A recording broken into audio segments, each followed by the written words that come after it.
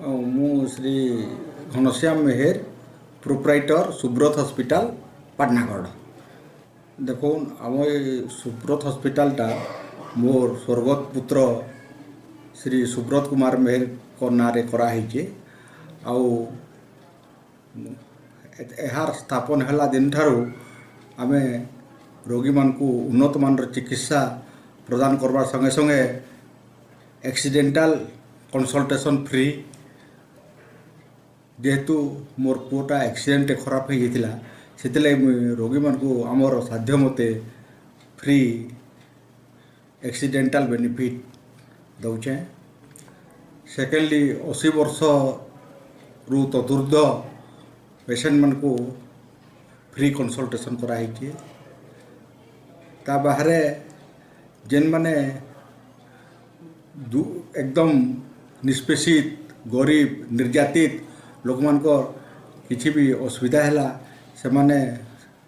पैसा अभाव बिल्कुल चिकित्सा पे नहीं पारबार से लगी ऑन रिक्वेस्ट बेसिस रे से माने यदि अप्रोच कले बोले से को मध्य चिकित्सा प्रदान करा जाउछे एवं समस्त प्रकार उन्नत मान चिकित्सा प्रदान करवार लगी हॉस्पिटल रे सीटी स्कैनिंग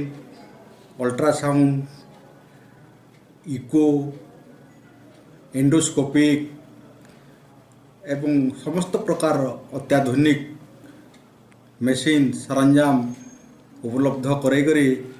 सब प्रकार ब्लड टेस्ट उपलब्ध करई आमे रोगी मान को उन्नत मानर चिकित्सा प्रदान करवार लगी चेष्टा करुचु एवं कम खर्चारे जेनता खर्चान्वित नहीं करी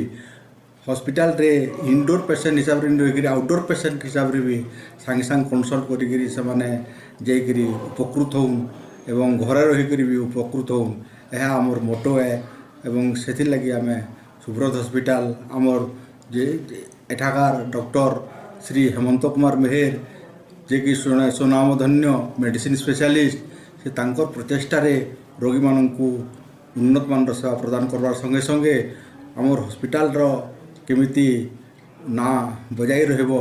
मोर विगत पुत्र श्री सुब्रत कुमार नार जेहेतु कराई ताहा बजाई रहिबो सेति प्रति आमे चेष्टित एवं एतकी कहीकरी मुई नववर्षर शुभेच्छा जणाइबा संगे संगे आगामी नववर्ष 2026 समस्त मंगलमय हो भगवान समस्त स्वास्थ्य उन्नति करी समस्त को सुखी एवं समृद्धिशाली करंतु यह ही मोर प्रार्थना। जय जगन्नाथ।